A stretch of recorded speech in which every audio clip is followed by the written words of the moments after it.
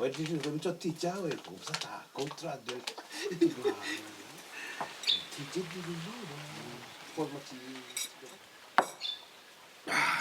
bon, maggiore ciò che te lo sono guardato, ti dicevi. Cucina. C'è un altro formaggio.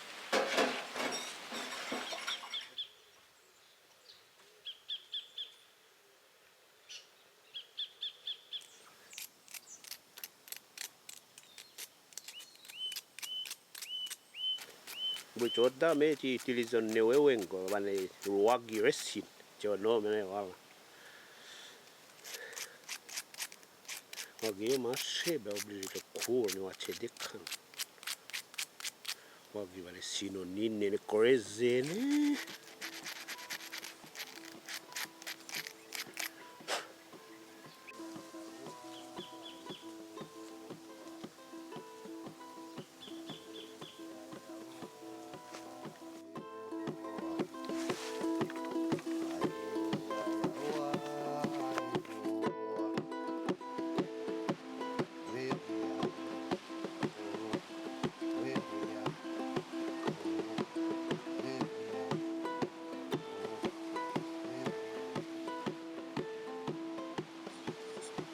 Ça c'est Pierre Ponce, en marais on dit Wachedekan, et qui est venu d'un volcan de Vanuatu en face.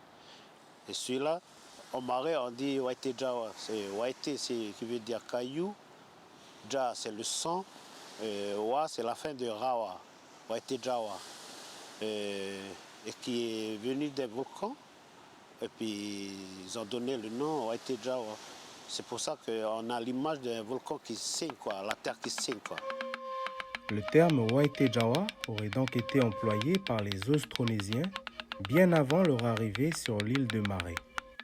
On ne peut faire que des suppositions, comme le mot piroga balancier parlé dans les langues malayo-polynésiennes primitives. Selon Anderson, un archéologue australien, ce terme de piroga balancier était probablement parlé dans les Philippines et l'Indonésie orientale, mais il n'était pas parlé à Taïwan il y a 4000 ans.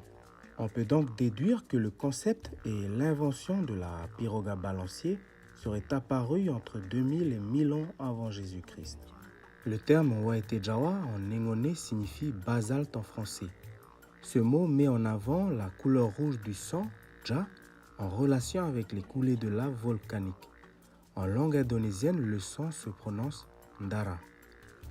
Cette remarquable similitude nous permet de déduire que le mot Waite Jawa aurait une origine beaucoup plus lointaine. En arrivant sur Marais, ils auraient trouvé ces cailloux ressemblant aux autres, déjà observés sur les îles volcaniques de la grande ceinture de feu du Pacifique. Ils donnèrent alors à ces cailloux le nom de Waite Jawa, même si le volcan de Rawa à Marais était déjà éteint depuis des milliers d'années.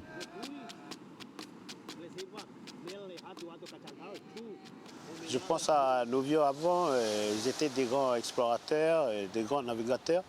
Ils allaient à Vanuatu, ils restaient des mois, des années. Après, ils reviennent de Vanuatu, ils emmènent aussi le savoir de Vanuatu, quoi. Ils emmènent ici pour l'île.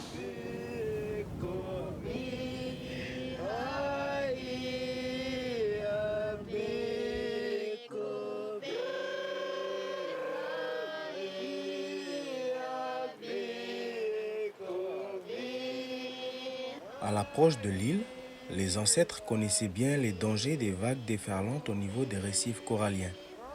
Avec comme seul repère les étoiles, le vent et les courants marins, les ancêtres avaient également élaboré des cartes maritimes avec des petits morceaux de bois et des coquillages pour représenter les îles. Il fallait donc trouver des entrées naturelles que l'on appelle des passes.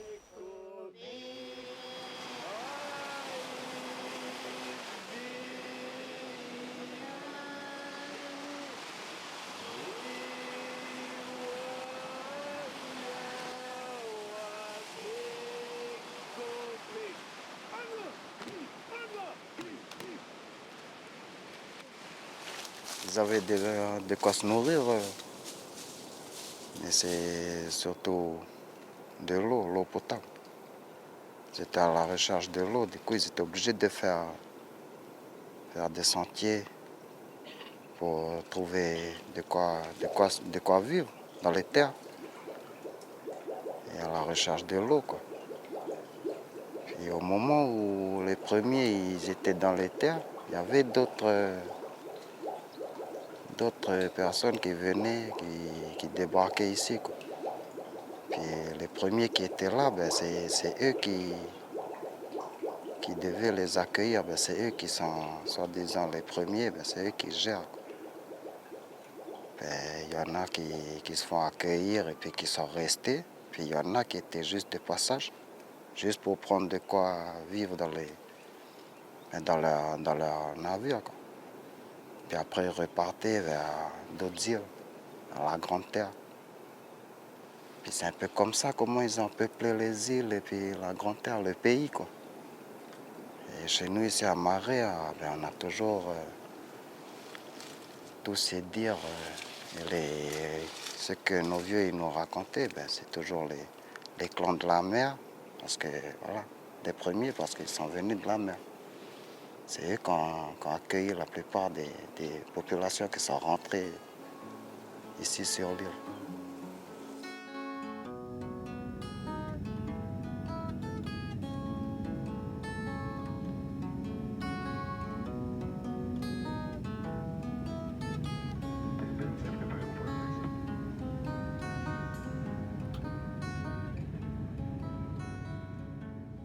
Avant la naissance du Christ, on avait du monde qui sont arrivés ici autour de 1100 avant Jésus-Christ. Donc les premières arrivées de pirogues sur la Calédonie, ils arrivent à Marais, dans les environs de Passo-Courine. Ils vont rester ici, sur Passo-Courine, entre 50 voire 100 ans. Et après, ils vont commencer à bouger. Et par rapport aux dates qu'on a, de Marais, ils quittent Marais, ils vont arriver dans le sud de la Grande Terre, sur Yaté. Et de Yaté, la colonisation de la Grande Terre va commencer de Yaté. Donc ils vont se répandre sur toute la partie ouest, où c'est beaucoup plus large et beaucoup plus protégé. Et ensuite sur les autres îles aussi, parce qu'on a des traces de cette période-là. Monsieur Wecho nous explique que dans une campagne d'inventaire de sites archéologiques dans les années 90, il était stupéfait de voir des niaoulis sur la tribu de Wabao à Marais. En effet, ces arbres ne poussent que sur la Grande Terre. Il chercha alors une explication avec les gens de la tribu. Et là, j'ai eu un informateur chez qui ils ont logé, le vieux Iné Amagoy, qui m'a raconté comment le niaouli est arrivé sur Marais. Et il y avait un garçon de Wabao qui est tombé amoureux d'une fille de l'île des Pins. Et apparemment, la fille de l'île des Pins était une fille unique. Le papa de la fille de l'île des Pins dit « Si tu veux ma fille, emmène cette plante. Si elle pousse à Marais, cette fille va rester à Marais. Si la plante meurt, ma fille va revenir sur l'île des Pins. » Et j'ai trouvé ça beau comme histoire.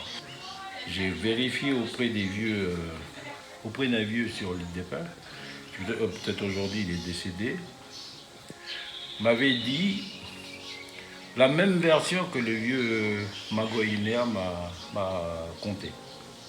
Voilà. Et c'est ça l'histoire de la présence des niaoulis à Marais.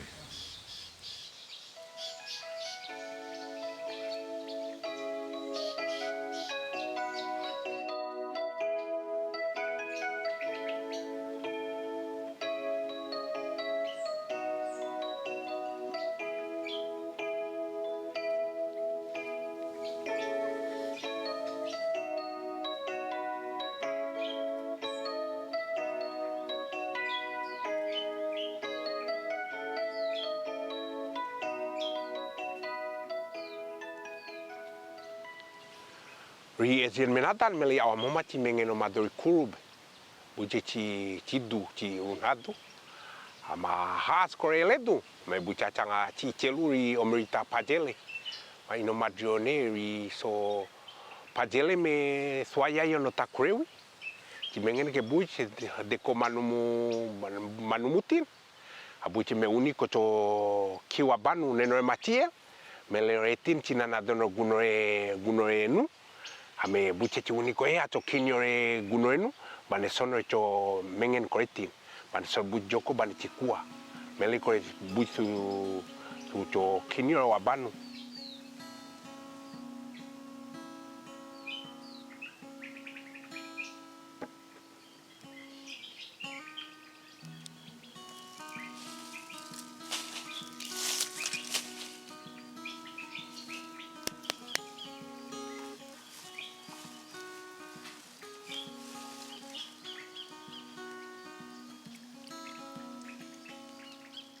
Me onomi tane zieno no, mele ya ti ma munibut, ke di ma nuore ti kiwabano, ka ti fiari buti ti unio taguce yo maduri padele, ti fiano maduri tagunoenu bane sono chono mutin.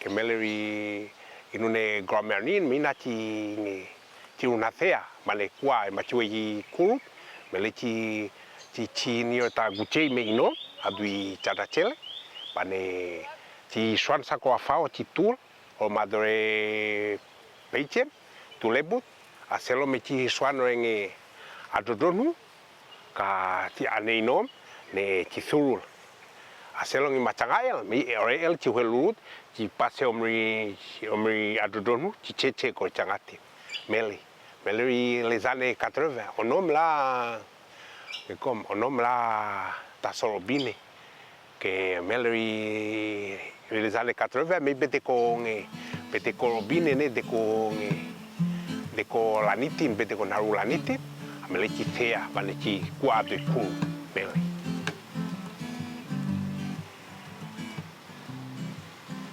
Ici, on est côté versant de la falaise en montant d'en bas du bord de mer. Ils étaient à la recherche de l'eau, du coup ils étaient obligés de faire des tracés quoi, dans la forêt, puis ils n'avaient pas de quoi pour se repérer, du coup ils étaient obligés de faire des rangées de pierres. Des rangées de pierres que chez nous on appelle des gui. Puis ici dans le sentier à Pomeichoy, on a le rangée de pierres là-bas qu'on appelle Tsebugi à la langue. Tsebu qui veut dire trace, Gui qui veut dire rangée de pierres. Rangée de pierres jusqu'à en bas, à bord de mer. Traversant la plaine jusqu'à là-bas, au coin d'eau. Ils ont fait ça. Puis après, c'est bien après qu'ils ont planté les sapins et puis les cocotiers, tout ça pour que nous, aujourd'hui, on voit maintenant les sapins, ils poussent là-bas, il y a la plaine, au bord des falaises. C'est nos vieux qui ont planté ça, mais là où il y a les sapins, vous allez voir, il y a aussi des rangées de pierres. Comme quoi, pour dire que voilà, ils utilisaient beaucoup la nature pour faire tout ça, pour faire guise de repère, pour se repérer, pour faire des clôtures, des fois, pour leur habitat ou pour leur zone de vivre, quoi, là où ils vivent. Quoi. Voilà, c'est un peu comme ça.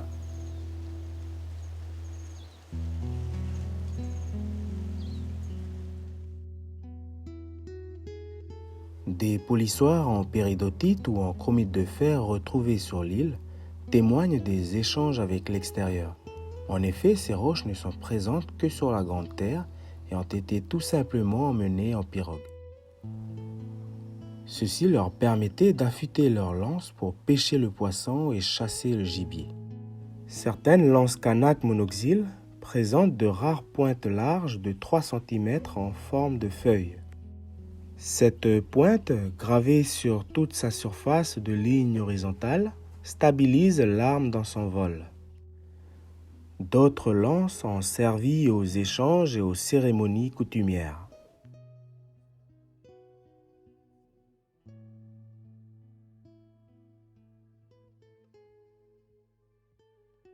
Ici, on est sur un sentier aussi que nos vieux ils ont fait aussi de bord de mer jusqu'ici à la tribu. Et puis ici, le sentier, on l'appelle Papameitso. Papameitso qui veut dire passer devant la case. Passer devant la case et quand on emprunte le sentier, là, on passe devant une grotte, devant les deux grottes en fait. Et dans les deux grottes, il y a des grands-pères, ils ont attendu leur dernière heure dedans, quoi. Et dedans, ils ont vécu quelques années aussi dedans. Ils ont déposé des traces et tout ça, des traces des mains. Pour nous, c'est pour nous, pour la génération là, qui viennent après, pour nous faire montrer qu'en fait, à l'époque, ils utilisaient beaucoup les grottes et puis voilà, les sentiers. Parce qu'ils n'avaient pas d'autres moyens de locomotion, ils utilisaient les grottes pour faire des abris, quoi, ils prenaient les grottes pour leur demeure, quoi.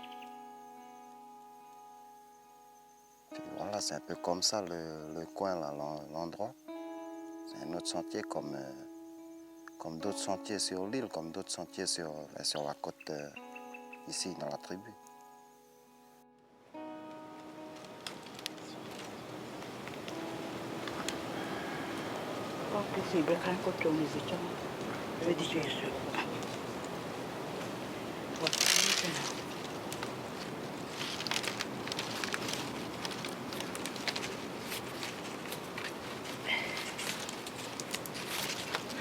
Amele na teringi dona na de adu. Tende me soye ko au. Me matin he de mele aya. Ani choko to akago no adu a u e ka de adu ti ile ati. Ma u dona me ati ile adu be ni to ulu to itelo ulu. A me toko e to se ulu me tiko ati ile adu. Kadu au me bone ile neti te ko bone adu au bone riko. Me mene de na ile ke riko. Kami kurewi din na may magpasok ko. Kahit hindi ito.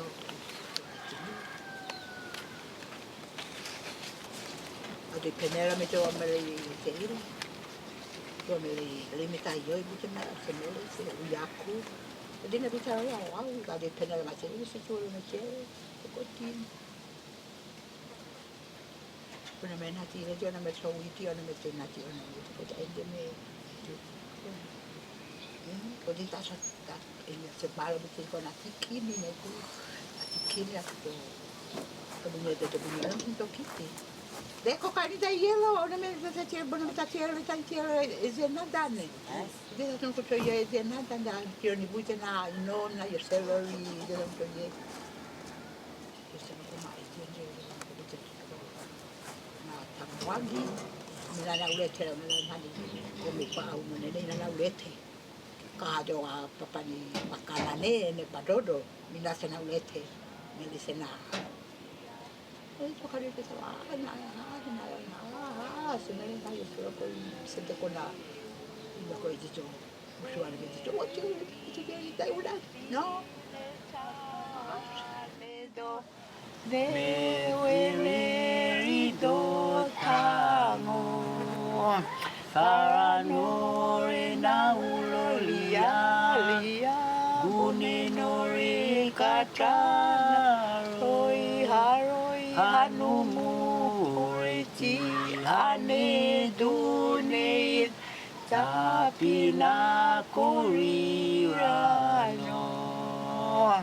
Maileri dedridriti ale Neti kwari beta pue Uteti nengo teli kata no dea ake Tarano e na ulo lia Bune no e kata Hoi haroi hanumu Oriti hane dune Tapina kurira no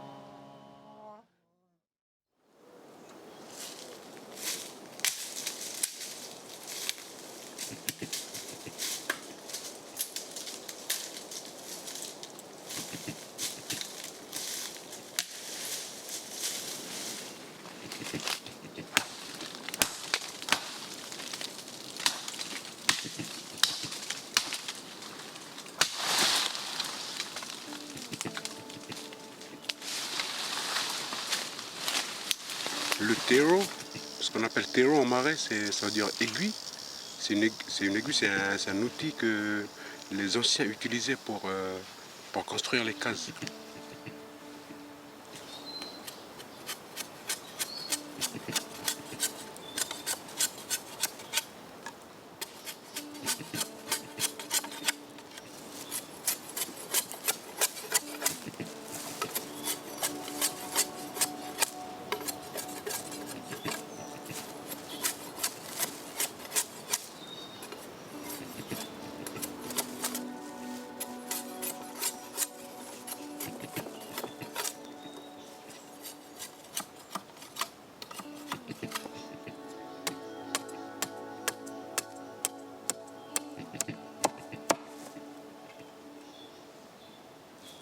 Et cette aiguille, eh bien, ils ont choisi, comme les anciens, ils avaient une bonne connaissance de la nature, des arbres et tout ça. Donc ils ont choisi cet arbre-là, le yékou, ce qu'on appelle en marais, c'est yékou, pour fabriquer ces aiguilles.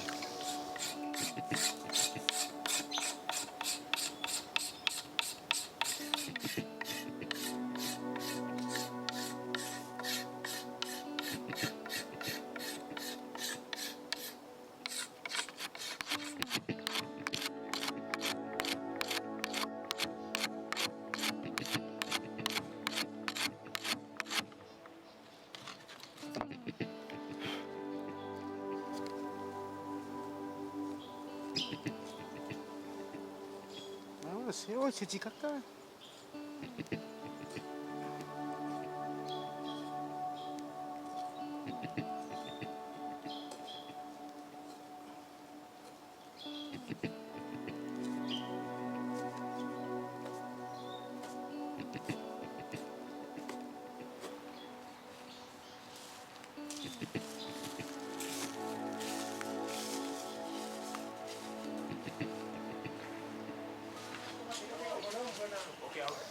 Et donc ça sert à faire passer la corde à l'intérieur de la case et pour faire ressortir, pour pouvoir serrer par la suite les deux bois qui retiennent la paille en fait.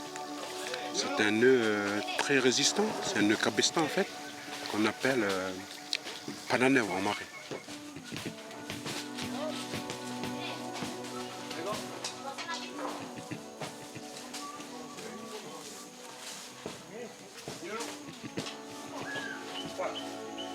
C'est un nœud cabestan qu'ils avaient déjà découvert depuis l'époque des Kenous. Hein.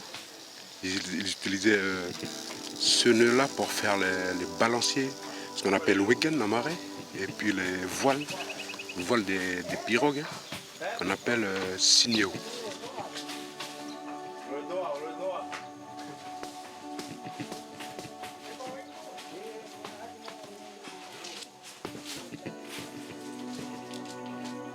Voilà, donc ils ont gardé ce nœud-là pour faire non seulement les petits bois là pour retenir la paille, mais aussi pour faire les échafaudages. Parce qu'avec quand on construit une case, après quand on progresse, plus on monte, plus on a besoin de faire des échafaudages pour pouvoir construire en hauteur. Et là aussi ils utilisent ce même nœud, le nœud cabestan.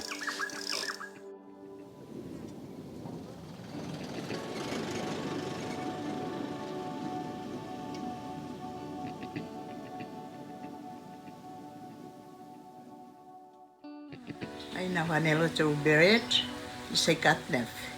Ni katsoko gua kokot. Ameliso eni jomina meneng kapakel sila ebon guasa ka eni jadi. Ano mele ya mai ko kokot mena ci uwe ki trat ko beret ino mele. Ano ma ci mai ko beret ci uwe. Omita kokot mawene koda. Ati wanto batu kapa ke di inuci ane mai no neke atu de ko chopo ko beret. Uci ane teriko fei de bananadu ome neo iki ino mele ci e ko sese ci ane mai ko neke atu de ko chopo. Deko nene ci beret ite ko mai ko sese. O beret ni 11 ni eje siningone me deko mai ko sese ne le vio ni nagada. Ngi makoda onelo ke je no mi befre mi roi. Kala la demain me le hade ko ma ngi ko sese ko regua supingi nedi. Ko beret ni eje me le je tuncho anesa ko sementa. Une semaine plus que roiko ko beret dit ko da one roiko ko beret.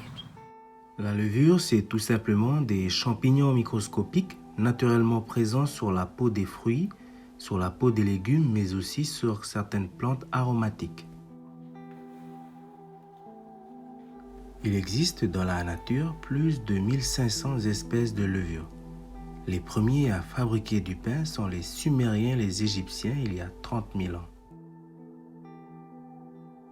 Récemment, lorsque la farine est arrivée sur l'île de Maré, nos vieux ont également vécu d'une certaine manière cette expérience.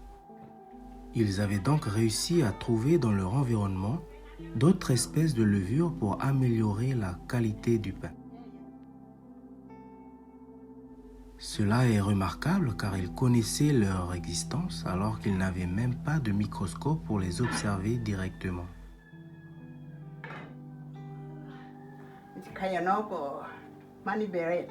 E mate ko ino me je tatu ko tau beret. Tatu ni ko tau beret nge mate ko mani bone. Ato me s'appelle Leven. Kain ko me Leven. Ai je sine ngone me kain ko mani beret. Na fabrique one ko ni na. Ena wa mo mai jo da me butu ni ile ode na me. Enene na ye non tau Leven. E mate Leven me ti. E de kota iena me la sotina to complicane dire. Ome wa te dawa. Je mati taye yobon. E bon chi io ko e ti teuchawa. Me gwete ni e nge matanga utenilo ke yengu male ule boyawe. Ke bono me io e ko ti teuchawa. Me je to e de mati tani taye yobon. Me je tuni to sako katen me sako. Me je tu tanga taye ilo ka etut aselo ae no bonen dipo ma me gwetenie je me dicho ane desert me liti to go tabet ke di ome me wa te da me wena di peorawa mu volka hoda ale me sotela me so gwetena ide de chapina me Libia di maronene me so te da no di peorawa di nene Nele me je me taine ko om me hadri enene me mena nerets ka me jechi ulorio na adri so udine me mele ko perawa chi angako kore guapo na ado me so serine ma me hadri kore perawa. Jean-Marie nous emmène visiter l'ancien volcan à Peorawa, un endroit où les ancêtres ont également occupé dans le temps.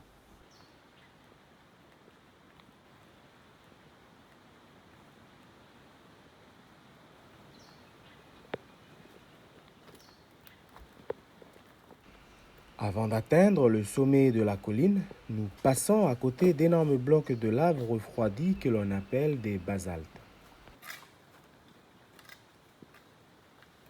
Me omorguneo me je ma huelo adri, me je chi huelo machi ichelo joko. Amore ominore no o mele ome kore na momachi chiwaite drawa ne. En vue de profil, Maré présente un bourrelet de calcaire l'entourant sur les côtés, avec plusieurs pointements volcaniques au niveau du plateau. En voici deux principaux, celui de Rawa, le plus important, et le second, celui de Peorawa.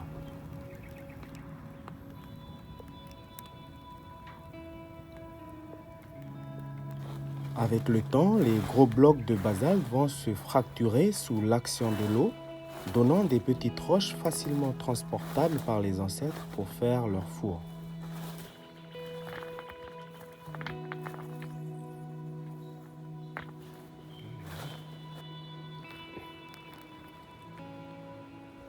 L'altération du basalte donne également de l'argile noire presque imperméable, comme témoigne ce petit cric que les cochons sauvages ont agrandi. La température d'un feu de bois varie de 200 à 1200 degrés Celsius. Si le calcaire va commencer à se désagréger vers 800 degrés Celsius, le Waite Jawa, quant à lui, peut résister à ces températures. Les vieux ont donc remarqué deux choses concernant le Waite Jawa, sa résistance au feu, mais aussi sa capacité à garder longtemps la chaleur. Nous comprenons mieux maintenant pourquoi ils étaient prêts à faire des kilomètres de marche pour aller chercher ces cailloux.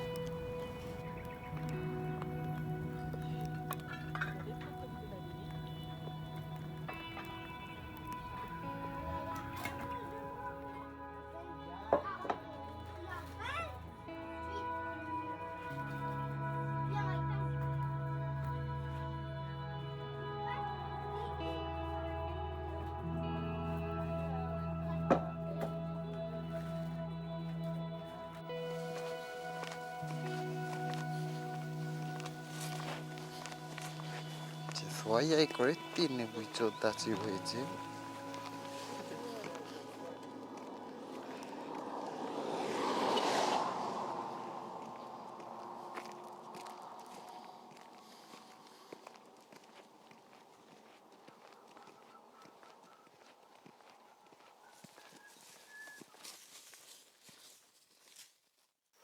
Là, nous nous trouvons à côté du groupe de Boune, qu'on appelle ici en Marais Boune, parce que c'est un des premiers endroits que nos grands-pères ont fréquenté. Quand ils sont arrivés, ils ont trouvé de l'eau là, qui se trouve en bas, là, quelques mètres en bas. Et c'est les lieux où ils se sont installés plus longtemps, bien avant la léproserie. La léproserie, c'est bien après, mais c'est une des premières tribus que les vieux sont restés beaucoup plus longtemps grâce à l'eau potable qui est là, qui est à côté. Et après, il y a quand la léproserie, les curés, ils ont emmené nos grands-pères malades pour les isoler, en quelque sorte, pour ne pas contaminer les bien portants. Il y a des anecdotes, des histoires qui racontaient que le grand-père qui est là, qui passe son temps à puiser de l'eau, il n'avait qu'un bras. Et son deuxième bras, c'était les dents, quoi. Et comme ça, toute la journée, à puiser de l'eau pour tous les besoins de tout le groupe, quoi. Que ce soit pour faire cuire la nourriture, ou pour laver le linge, et tout ça, quoi.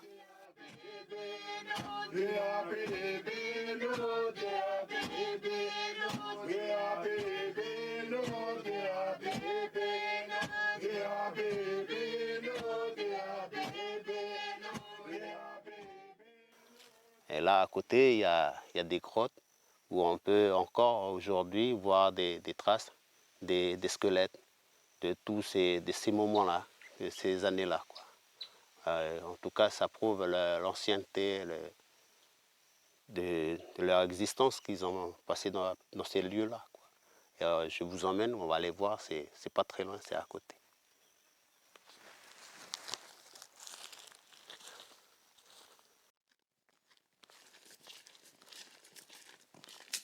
Tornango vale pepeano.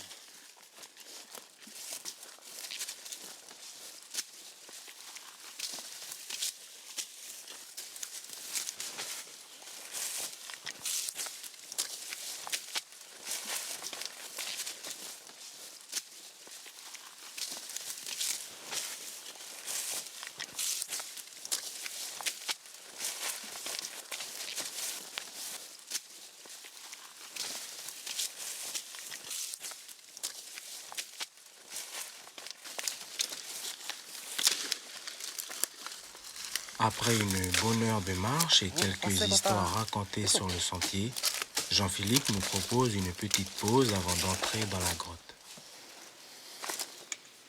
Bisnari di bonam regusere inibe.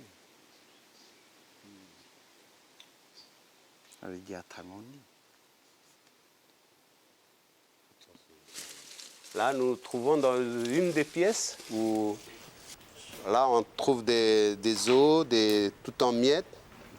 Et on suppose que, je ne sais pas, ça peut être des lieux de sépulture où ils disposaient des hommes importants, leurs grands chefs par exemple.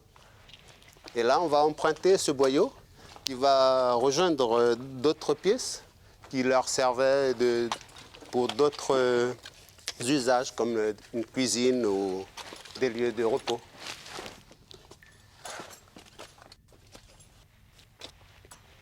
On a déjà son aïe.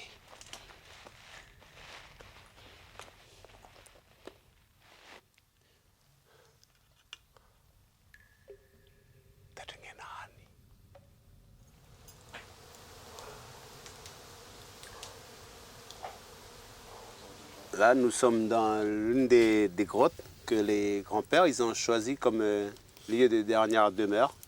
De leur vivant, ils choisissent des endroits pour attendre un peu la mort, pour mourir. Et ici, on a des traces de crânes de tous les vieux qui eux-mêmes ont choisi pour être un peu leur cimetière en quelque sorte. Voilà, c'est des endroits comme ça que nos vieux ils ont choisi pour y vivre. Il y a de l'eau à la proximité, tout de bonne, hein, pas trop loin, puis il y a la plaine tout autour. Voilà, ils ont pu s'adapter à la nature, quoi. Ils vivent en symbiose avec la nature, quoi. Voilà. Et dans cette grotte-là où on est, c'est là où ils ont enterré un des grands chefs avant. Puis ils ont enterré là-haut, là, c'est bien haut. Puis on voit qu'ils ont passé du temps ici, ils ont quand même vécu dans la grotte parce qu'on a des traces de mains, quoi. On a des traces dans la grotte, des traces de mains qu'ils ont fait avec, je sais pas, l'aide de noix de poulpe ou de noix de sèche. Et c'est grâce à ces traces-là que quand on regarde les traces, quand on repense, ben on sait que avant qu'on soit comme aujourd'hui avec la religion et tout, avant tout ça, il y avait déjà nos vieux et puis eux, ils avaient leur propre croyance.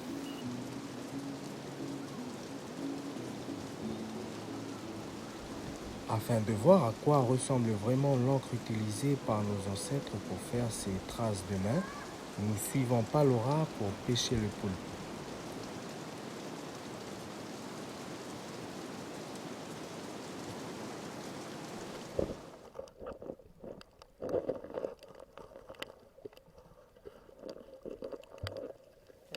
Eu mele inuna malo mele ini je pam ini je ci piknik tele a me mail mi se tele ci ele dane tane wai go be ta ke di me ci no eu se ta ko ku eu ke di me ci wakagoro yo nelu ke di me hu eu ta ma suni jo ku yo eu me na wa no mele ko Jola pessoa eu e numa Marielo meleia Marielo eu Marielo que me problema de finance ninguém do moço no que na bro melei tá te market melei no melei que o eu bane market bane subvenir tá besoin no na mene melei no na tiro eu me no melei market eu já mela ono me inu mere tele melei inu cho ule tele ni ma roi ki tele melei inu ti inu mere ti di ono e kangi ma cho ito to ne melei na dai charge lo ko program ina cho tele tano cho tele ndi inu mere ti atiro in ko no e cho se career ko je ma ti la peso eu career ko je ule buja du ti mur mel ko se atme inu na ule kater ko career ko ni mau no eu mele inji dai ul ti ulo yurado mo career ule sa me no mele que voilà inu ti besoin me ya obligé to loe inu bane mele de yo bane kodraro ka se mele joko ti sale mo eu bane mele wapies anu ta awana ko ko ne no ngi ban mase Bon masih ci kolot ci lebut meja saya tu ni co ci loce ci bon ci kolet di datang kola ye di meli ci rawat ni kaje pagoni ejeneta merina koko aroi ko na koko di meja do so ko na koko me na koko me cabeza na koko me neren meja so yeut me awan no ikla fanibot ni ma raw ma ilo nilo tanah ko ni mau siwa ko to ono to nei mau siwa ni me se to nge javelon ke bonese de ko mana meleiko.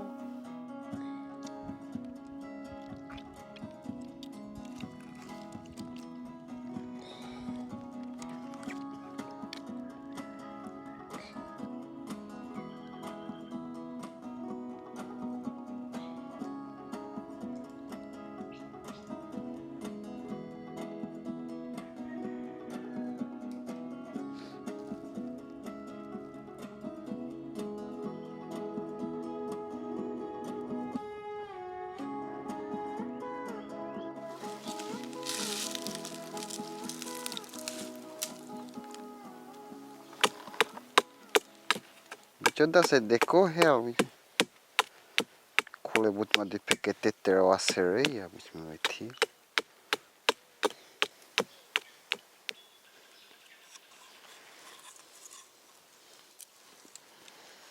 On fait un peu l'expérience que nos vieux ils ont fait avant. Puis on essaye un peu à notre niveau aussi de faire. Mon grand-père, c'était dans les rêves des trucs comme ça. Ça leur a parlé dans leurs rêves. En plein milieu de leurs rêves, ils ont rêvé de ça, laisser des traces. Peut-être c'est pour marquer des trucs, je sais pas moi, des naissances, des deuils. Comme vous voyez, ben voilà, nos vieux, ils ont utilisé des outils qui sortent de la nature, quoi. C'est pour nous montrer un peu comment ils ont laissé les traces. Les traces genre là, avec le nord de poule ou avec des rangées de pierres. Voilà, nous aujourd'hui on utilise le nord de poule pour la pêche. Pour la pêche au picot, pour faire la pâte au picot, quoi. Après de là, si on peut raconter aussi comment nos vieux ils ont trouvé que le noir de poule, ben, c'est pour le poisson.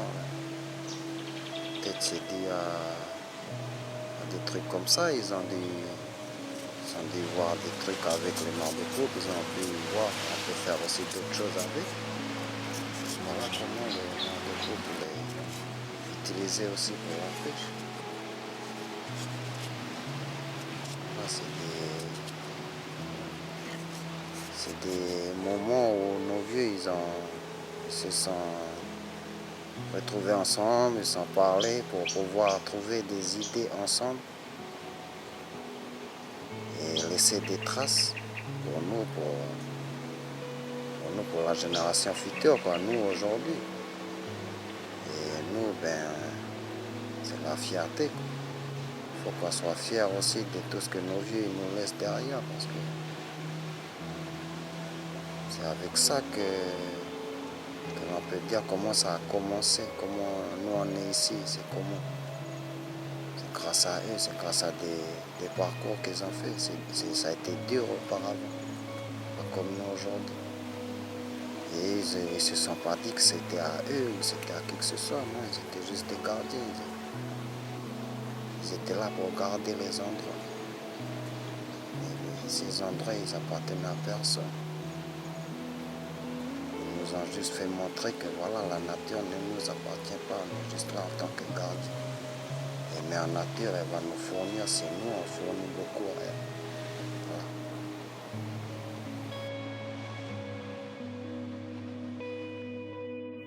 Voilà. Autrefois, ma grand-mère me contait des histoires, des contes et légendes. On est dans la case le soir, au coin du feu, et comme il n'y a pas de cloison, tout le monde écoutait la même histoire. Et qu'une histoire peut durer 3 nuits, 4 nuits, et que c'est comme un bouquin que tu refermes et que tu mets là sur ton petit chevet. Que le lendemain, tu réouvres. Et c'est comme ça, je dis, grand-mère, je me suis endormi à tel passage. Du coup, tu peux recommencer à tel passage. Et ça a duré des nuits. Et c'est comme ça que se transmet le savoir. Parce que derrière chaque conte, chaque histoire, il y a une philosophie de vie qui nous permet à nous de faire fonctionner un peu notre imagination aussi. Parce qu'aujourd'hui, ben voilà, avec un film ou un bouquin, c'est du tout fait, quoi. C'est tout cousu. On te donne, tu ne fais pas travailler ton imagination. Que maintenant, ben voilà, avec les temps modernes, on a Monsieur Google. Quand tu as un problème, tu tapes Google, donne-moi la solution, et en 5 minutes, il te règle le problème. Tu profites plus de l'intelligence du groupe. Tu ne fais plus travailler ton imagination. Jean-Philippe nous invite dans une autre grotte présentant des écritures faites dans les années 1900 en noir de poulpe et d'autres en charbon de bois.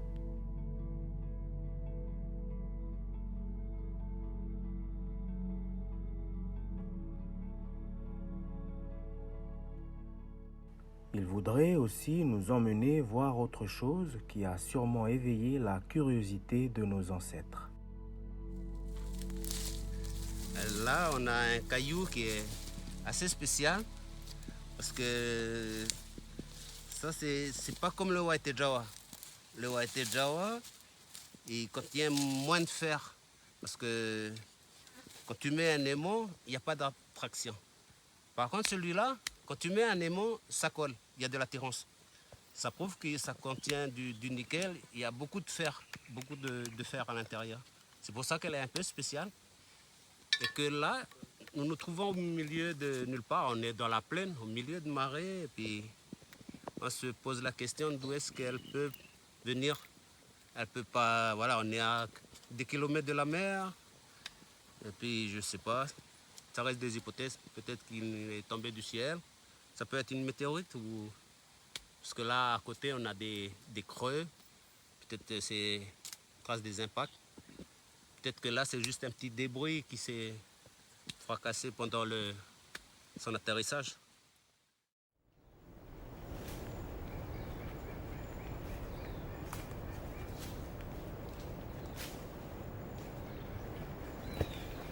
Nous sommes à Huitélé. C'est un des lieux qui est plus fréquenté de la tribu. Et c'est un peu notre piscine tribale, quoi. Et pendant les vacances, les grandes vacances comme aujourd'hui, ben, ce lieu est trop fréquenté. Et à chaque passage, parce que là, on est là pour parler de Tsebou. Tsebou, c'est en fait le tas de branches qu'on a laissé en passant sur le sentier, là, en arrivant.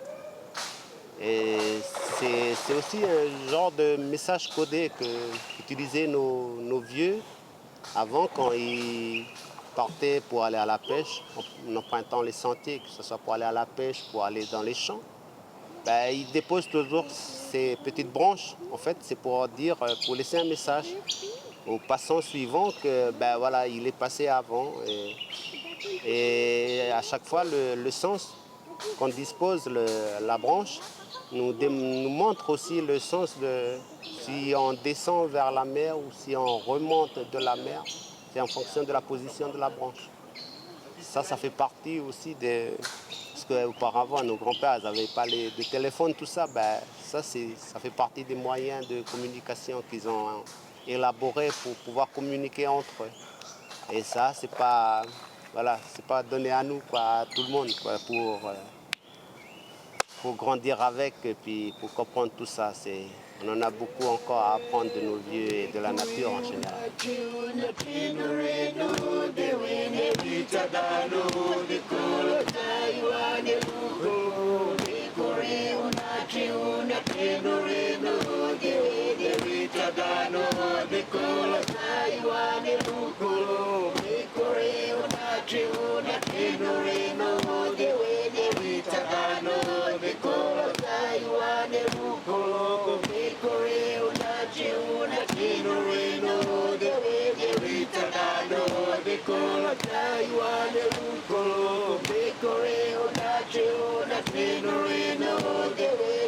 Tadano